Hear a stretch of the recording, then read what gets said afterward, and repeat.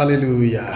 C'est une joie pour moi de vous retrouver à nouveau pour partager avec vous la parole de Dieu. La parole de Dieu a le potentiel de transformer notre vie. C'est une semence et lorsqu'elle rentre dans le cœur, que l'on veille ou que l'on dorme, eh bien la parole agit, la parole grandit et la parole nous transforme. Dieu est vraiment merveilleux. Je bénis le Seigneur pour la vie de chacun d'entre vous. Je sais que vous écoutez ces messages, vous êtes bénis par ces courts messages que je partage et je veux rendre grâce à Dieu pour la vie de tout un chacun d'entre vous. Ce qui libère, c'est la vérité de l'évangile, ce que Jésus-Christ a fait pour nous. C'est cela qui nous apporte véritablement la liberté dans le Seigneur. Je bénis le Seigneur également pour la vie de chacune des personnes qui suit ces vidéos, qui apportent des commentaires.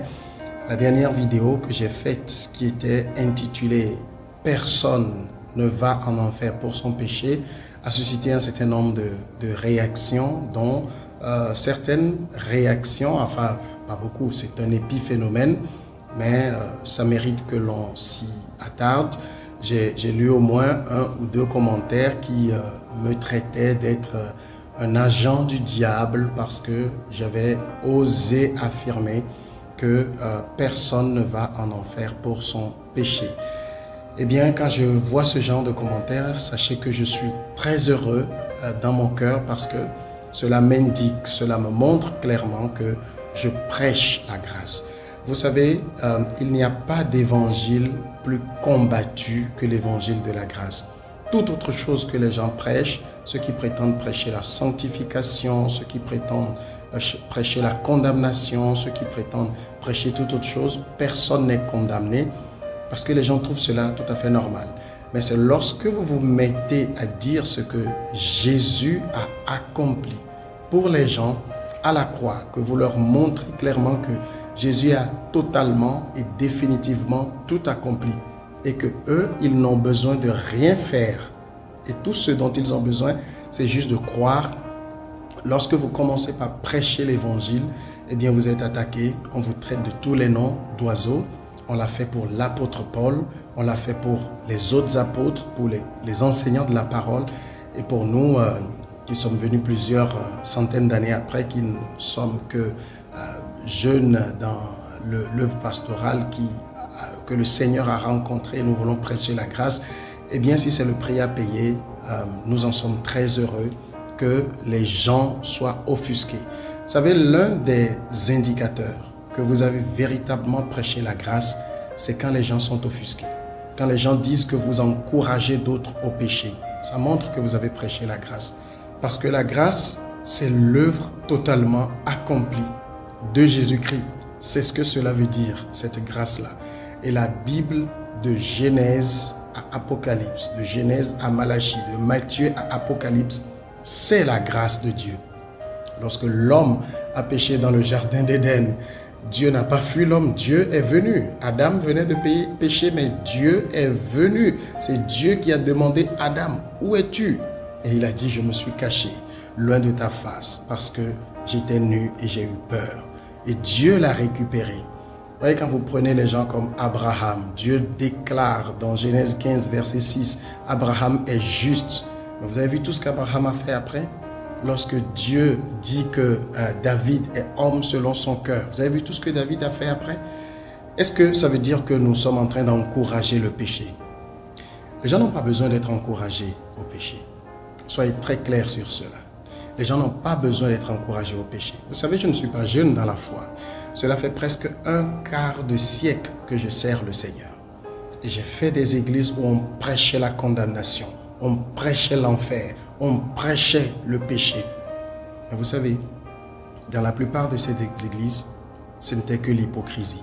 Les gens cachaient leur vie parce qu'ils ne voulaient pas qu'on sache qu'ils luttaient contre ci ou contre ça. Bien sûr, on assenait les gens, on leur disait « Ceci vous mènera en enfer, vous allez être condamnés, vous irez en enfer. » Jamais, vous savez, jamais on ne nous a montré ce que Jésus avait accompli pour nous. Et les gens, l'église était remplie d'hypocrites. Les gens vivaient toutes sortes de vies dehors, mais quand ils venaient à l'église, ils étaient saints comme des agneaux.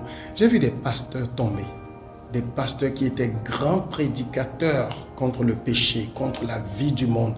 J'en ai vu tomber en un quart de siècle. Et ce qui m'a transformé personnellement, c'est la révélation de la grâce de Dieu, de ce que Jésus a fait. Lorsque j'ai compris qu'il a totalement tout accompli pour nous à la croix.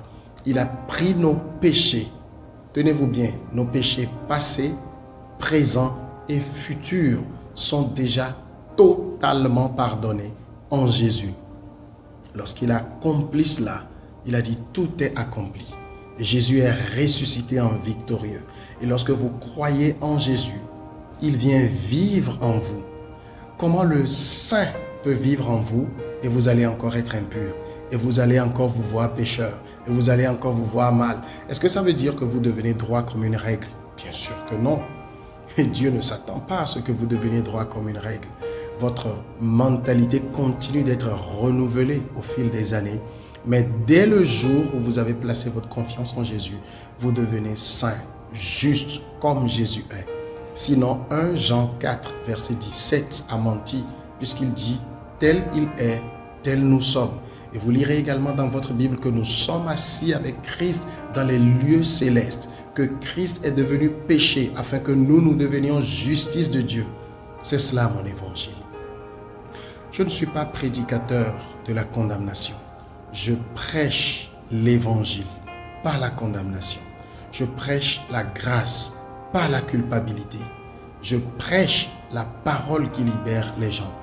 Et si cela doit me valoir des insultes parce que ceux qui ont l'esprit religieux sont offusqués d'entendre que on n'a pas besoin de ce que vous accomplissez parce que Jésus a totalement tout accompli pour vous, eh bien si c'est le prix à payer, payons-le. Le Seigneur m'avait déjà averti au moment où il m'appelait à ce ministère en me disant « Je t'envoie pour prêcher à mon peuple, pour leur montrer que je suis un Père qui les aime. » Malgré leurs imperfections, malgré leurs fautes, malgré leurs erreurs, je les aime en dépit de tout cela.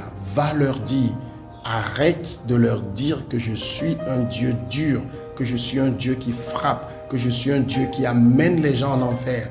Mais montre-leur que je suis un papa et je les aime et que c'est cet amour qui doit les pousser à venir vers moi.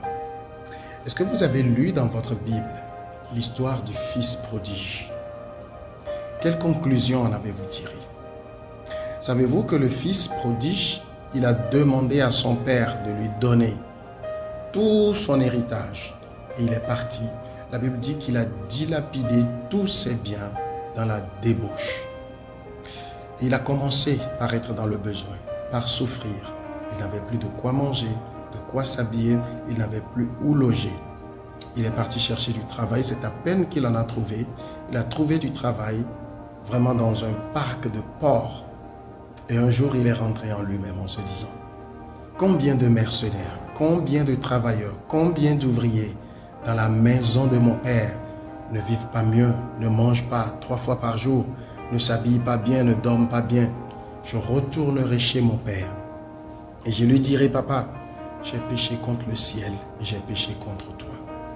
Et s'il te plaît, traite-moi juste comme un de tes mercenaires, parce que je ne mérite plus d'être appelé ton fils. Parce que cet enfant qui a demandé à son père de lui rendre ses biens, c'est un enfant qui cherchait la mort de son père. Vous savez, les exemples que Jésus donnait sont des exemples très saisissants. Et lorsque vous prenez le temps d'y méditer, vous en tirez beaucoup de leçons. Dans tous les cas, l'enfant est revenu et il y a un détail qui vous échappe. La Bible dit, le père, levant les yeux, vit de loin son fils. Merveilleux, n'est-ce pas? Cela veut dire que depuis que cet enfant a quitté la maison, le père n'a jamais cessé de soupirer pour le retour de son enfant. Il cherchait à ce qu'il revienne. Chaque jour, le père scrutait l'horizon. Lorsqu'il voyait une silhouette de loin, il se disait, ben, ça peut être mon fils qui revient à la maison. Jusqu'au jour où il a levé les yeux et il a reconnu son fils. Et tenez-vous bien, c'est lui qui est allé vers l'enfant.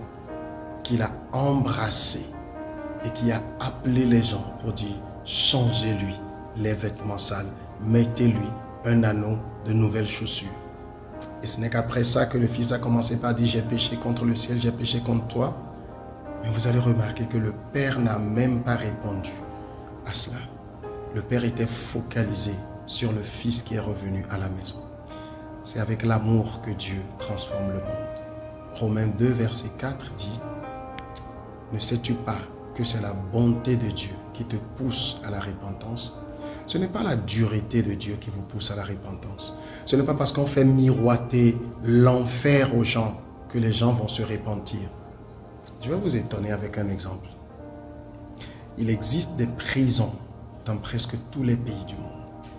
Et tout le monde, même si vous n'y avez jamais mis les pieds, vous savez que vivre en prison est dur. Je ne suis jamais allé en prison, mais j'ai déjà visité des gens à la prison. Je suis déjà rentré presque à l'intérieur de la prison. C'est dur.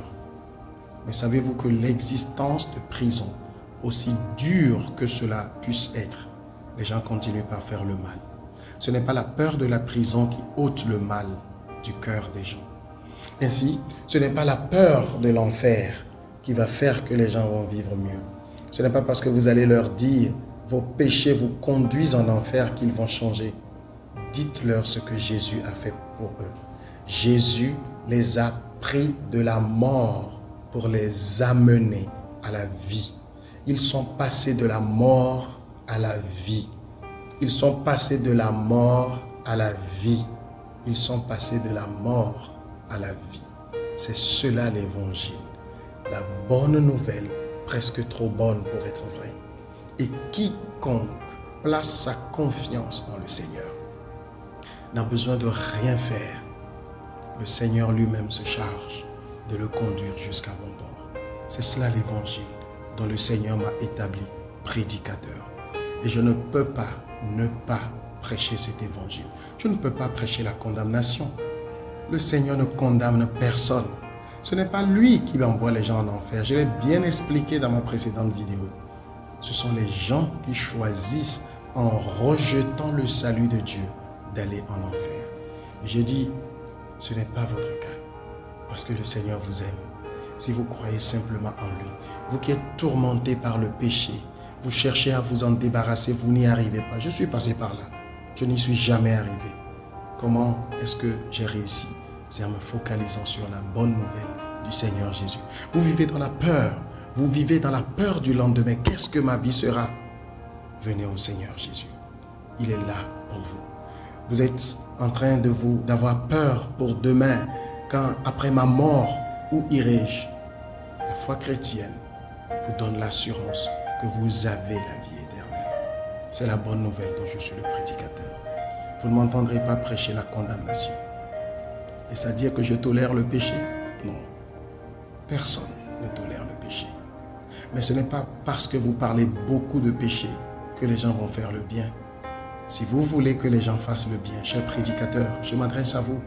Si vous voulez voir les gens vivre une vie de sanctification, prêchez-leur le Christ. Je vais vous étonner, il n'existe pas d'évangile de sanctification.